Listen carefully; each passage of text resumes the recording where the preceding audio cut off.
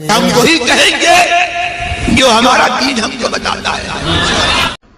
حضرت شیخ عبد القادر جیلانی رضی اللہ تعالیٰ عنہ حنبلی تھے، ہم ان کے پیروکار ہیں، ہم حنبلی کیوں نہیں ہیں؟ دیکھیے، جب ہمارے علماء لکھتے ہیں کہ چاروں مذہب حق ہیں، چاروں حق ہیں، بلکہ ہمیں یہ بھی اختیار نہیں کہ ہم یہ کہیں کہ بھائی فلاں مذہب اس سے افضل، یا مذہب سے مراد ہوگا طریقہ، دین نہیں، فلاں مذہب فلاں سے افضل ہے، یہ بھی ہم نہیں کہیں گے۔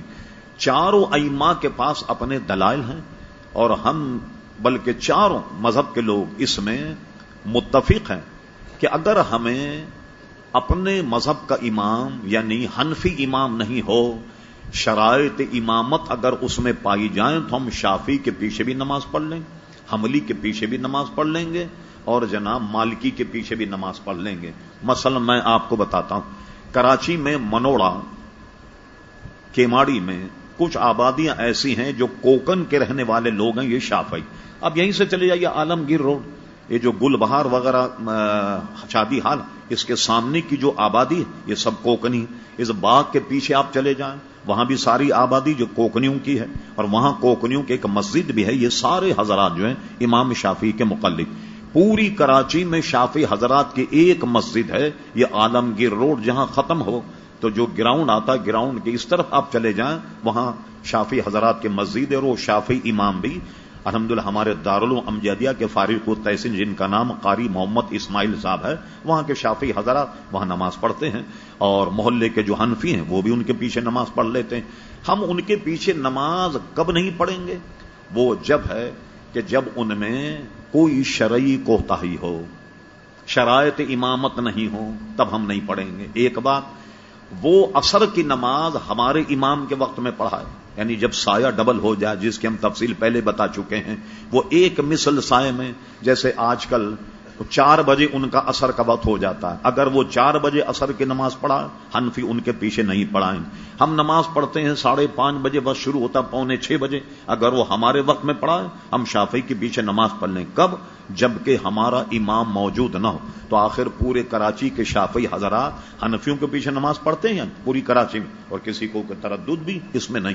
حضور غوث اعظم رضی اللہ تعالی عنہ کے متعلق یہ مشہور ہے، یہ متحقق یہ بات ہے کہ امام حضور غوث اعظم رضی اللہ عنہ نے مذہب حنبلی اس لیے اختیار کیا کہ ان کے دور میں یہ تینوں مذہب تو زندہ تھے، لیکن مذہب حنبلی بالکل مفقود ہو گیا تھا، ایک بات۔ اور اس زمانے میں بغداد میں حضرت امام احمد ابن حنبل کا دور بھی تھا، دریائے دجلہ کے کنارے ان کا مزار تھا۔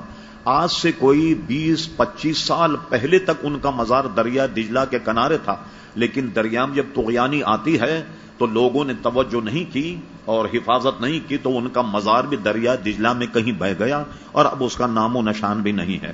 تو ہمارے یہاں جبکہ چاروں مذہب حق ہیں، تو یہ تو ہماری وزاداری ہے کہ امام حضرت غوث اعظم باوجود حنبلی ہونے کے ہم ان کو غوث اعظم مانتے ہیں، کیونکہ ان کے مذہب کو بھی ہم حق مانتے ہیں نا، غلط تو نہیں مانتے۔ تو اس لیے ایک بات اگر آپ سنیں تو بڑی اچھی، یہ دیکھیں کوئی یہاں نماز مانتا، سب سے پہلے تو مقلد، کسی امام کا ماننے والا ہو، بے مہار کا اونٹ نہ ہو کہ جدھر چاہے منہ مارتا رہے، مقلد۔ بعض لوگ یہاں ہاتھ باندھتے ہیں، بعض لوگ یہاں ہاتھ باندھتے ہیں، کئی قول ہیں۔ ہمارے امام کا قول یہ تحت السرہ، ناف کے نیچے باندھے جائیں، اور اس میں 4 حدیثیں ابو داؤد شریف کی ہیں اور دیگر بھی حدیثیں ہیں، اس پر ہم بحث نہیں۔ اچھا، امام شافعی کا ایک مذہب ہے فوق السرہ، یعنی ناف کے اوپر باندھیں، یہ، اور بہت سے حضرات شافعی اللہ صدر وہ سینے پر باندھتے ہیں اس طریقے سے ہاتھ۔ چلیے، بعض راوی نے حضور کو دیکھا کہ سینے پہ باندھے تھے، ناف کے اوپر باندھے تھے، ناف کے نیچے باندھے ہوئے، جیسے حنفیوں کا مذہب ہے۔ تو یہ چاروں مذہب ہیں جن کو شافعی، حنبلی، مالکی اور حنفی کہا جاتا۔ تو یہ دیکھیں، ان مذہب کے ہونے کا ایک فائدہ یہ ہے کہ اللہ تعالیٰ نے اپنے حبیب کے ہر ادا کو زندہ رکھا۔ جیسے حضور نے نماز پڑھی، ہر ادا جو ہے وہ زندہ ہے۔ اگر حضور نے سینے پر ہاتھ باندھ کے پڑھی تو شافعی سینے پہ ہاتھ باندھتے ہیں، ہاں حنفی جو ہیں وہ گویا ناف کے نیچے ہاتھ باندھتے ہیں۔ البتہ ایک بات محل نظر، جب ہماری نظر یا ہماری تحقیق وہاں تک نہیں پہنچی، بعض حنبلی حضرات جو ہیں وہ ہاتھ چھوڑ کر نماز پڑھتے ہیں، ہمیں اس کی کوئی دلیل حدیث کی کتابوں ملی نہیں حضور علیہ السلام نے ہاتھ چھوڑ کر کے نماز پڑھی ہو. اچھا، اب امام احمد ابن حنبل جو حضرات درس و تدریس کی دنیا کے لوگ، امام احمد ابن حنبل کے دو قول. اچھا، اس میں مدرس کے لیے یہ ججمنٹ کرنا ہی بہت مشکل ہے کہ امام مالک کا پرانا مذہب کیا تھا، نیا مذہب کیا تھا. ایک قول تو یہ ہے کہ پہلے ہاتھ چھوڑ کر نماز پڑھتے، بعد میں امام مالک نے رجوع کیا اور وہ یہاں ہاتھ باندھ کر نماز پڑھتے. بازوں نے کہا نہیں، اس سے رجوع کیا اور ہاتھ چھوڑ کر نماز پڑھنے لگے. مگر ہمیں ہاتھ چھوڑ کر نماز پڑھنے کی کوئی حدیث ملی نہیں. ایک مرتبہ ہم مکہ شریف میں حاضر تھے تو ہم نے دیکھا کہ ایک صاحب نماز تو ہماری طرح پڑھے گا، ہاتھ چھوڑ کر کے نماز پڑھ رہے تھے. تو وہ شکل و صورت سے لگا کچھ عالم ہے، تو میں نے ان سے کچھ ہلکا پلکا تعارف چاہا کہ آپ کہاں سے آئے، کیا نام؟ انہوں نے کہا میں لیبیا سے آیا. اچھا، میں نے کہا تو آپ فقہ کے معاملے میں کون سا مذہب رکھتے ہیں؟ انہوں نے کہا میں مالکی. میں نے کہا کیا آپ کے ذہن میں امام مالک کی کوئی دلیل، کوئی حدیث ایسی ہے کہ حضور علیہ السلام نے ہاتھ چھوڑ کر کے نماز پڑھی؟ جیسے میں نے دیکھا کہ آپ نے ہاتھ چھوڑ کر نماز پڑھی.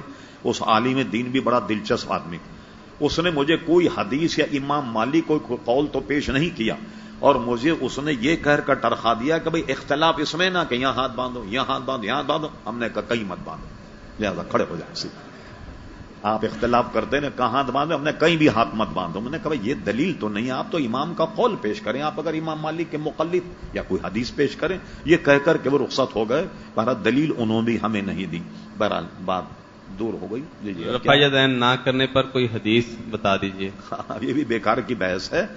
ایک ہم نے جب اس کا فتنہ اٹھا ہے نا گوجرانوالے میں، گجرات میں، اسلام آباد میں، پنڈی میں، تو ہم نے تمام کتابوں کو جمع کر کے پورے ان کے دلائل بڑے غور سے دیکھے، اور اس کے بعد 2 سال کی محنت کے بعد ہم نے کتاب لکھی، اور شادیاں اسٹال پر اگر کتب خانہ ہے تو موجود ہے، رسول خدا کی نماز.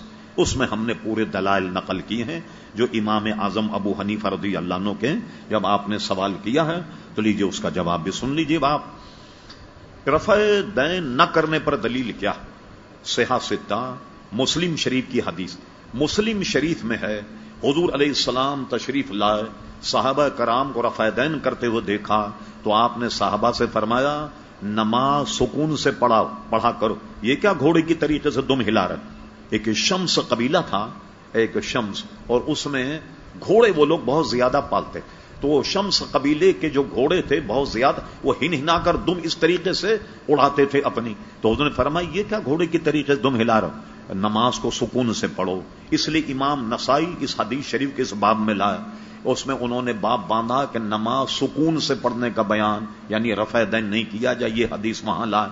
اب سنیے، ہمارے امام اعظم ابو حنیفہ نے فرمایا، جب حضور نے فرمایا کہ گھوڑے کے دم کی طریقے سے کیا کر رہے ہیں، اس لفظ نے رفع دین کو منسوخ کر دیا. اب رفع دین جائز نہیں. ایک بات یہ ہے مسلم شریف. ترمذی شریف کی حدیث سنی، حضرت عبداللہ ابن مسعود رضی اللہ عنہ جو حضور کے وقت میں جوان تھے، حضور سے اکتساب فیض کیا. حضرت عبداللہ ابن مسعود نے، لوگ بیٹھے تھے صحابہ کرام، ان سے فرمایا کیا میں تمہیں وہ نماز پڑھ کر بتاؤں جو میں نے حضور علیہ السلام کو پڑھتے ہوئے دیکھا؟ صحابہ نے کہا ضرور بتائیے. انہوں نے 2 رکعت کی نیت کی، اور نیت کرنے کے جب نماز پڑھی تو راوی کہتے ہیں صرف انہوں نے پہلی مرتبہ رفع دین کیا. کیا مطلب؟ تکبیر تحریمہ میں ہاتھ اٹھایا. رفع کہتے ہیں اٹھانے کو، یدین مانے 2 ہاتھ. رفع دین کب کیا؟ جب انہوں نے نماز کا آغاز کیا، ایسے اللہ اکبر کہنے کے بعد اب انہوں نے پوری نماز میں رفع دین نہیں کیا. اور اس کے بعد فرمایا کہ یہ تھا حضور علیہ السلام کے نماز پڑھنے کا طریقہ. صحابہ میں سے کسی نے بھی اعتراض نہیں کیا کہ آپ نے رفع دین تو کیا نہیں، حضور تو رفع دین کرتے تھے. 2 باتیں. تیسری بات آئی، ایک بہت بڑے امام گزرے، اگر ان کے شاگرد ترقی کرتے تو وہ 5 مذہب ہوتا ہے. 4 تو ہے نا، وہ 5واں ہوتا اوزاعی. ان کا نام تھا امام اوزاعی. وہ حرم شریف میں امام اعظم ابو حنیفہ ان میں ملاقات ہو گئی. جب ملاقات ہوئی تو دونوں کا تعارف ہوا. انہوں نے کہا آپ کون ہیں؟ مجھے اوزاعی کہتے ہیں. فرمایا وہ جو مشہور امام اوزاعی؟ کہنے لگے ہاں. آپ کون ہیں؟ کہا ابو حنیفہ. وہ جو کوفے کا امام ایک مشہور ہے ابو حنیف، وہ ہو تم؟ کہنے لگے ہاں. فرمایا مجھے عجیب بات لگتی ہے کہ تم اتنے بڑے امام ہو اور تم رفع دین نہیں کرتے. امام ابو حنیفہ نے فرمایا آپ دلیل لائیے، آپ رفع دین کرتے ہیں، آپ اپنی دلیل لائیے۔ حضرت امام اوزاعی رحمت اللہ علیہ نے دلیل بیان کی، میں نے حضرت ابن شہاب سے سنا، ابن شہاب کہتے ہیں کہ میں نے سالم سے سنا، سالم کہتے ہیں یہ حضرت عمر فاروق کے پوتے، سالم کہتے ہیں میں نے حضرت عبداللہ سے سنا، حضرت عبداللہ فرماتے ہیں کہ میں نے حضور علیہ السلام کو دیکھا کہ نماز میں رفع دین کرتے تھے۔ یہ میری حدیث۔ امام ابو حنیفہ اب میری حدیث سنیے، میں نے اپنے استاد حضرت حماد سے سنا، حضرت حماد نے تابعی ہیں، ان کے استاد ابراہیم نخعی، انہوں نے ابراہیم نخعی سے سنا، ابراہیم نخعی نے حضرت علقمہ اور حضرت اسود سے سنا، اور حضرت علقمہ حضرت اسود نے حضرت عبداللہ ابن عباس سے سنا کہ حضور علیہ السلام رفع دین نہیں کرتے تھے۔ امام اوزاعی نے کہا میری اور آپ کی حدیث میں فرق کیا ہے جو ترجیحات میں آپ لے رہے ہیں؟ فرمایا سنی ترجیح کیا ہے؟ حضرت عبداللہ ابن عمر حضور کے زمانے میں بچے تھے، اور اس زمانے میں بچے پچھلی صف میں ہوتے تھے، ٹھیک، اور عبداللہ ابن مسعود جوان تھے، یہ اگلی صف میں ہوتے تھے، تو جو اگلی صف میں ہو وہ زیادہ جانتا حضور کی نماز، یا جو پچھلی صف میں وہ زیادہ جانتا؟ امام اوزاعی خاموش ہو گئے۔ تو یہ ہماری دلیل ہے، اس لیے ہم رفع دین نہیں کرتے، اس کی منسوخی بھی ہے، اور اس کے ساتھ ساتھ عبداللہ ابن مسعود نے سارے صحابہ کو نماز پڑھ کے بتائی، کسی نے اعتراض نہیں کیا۔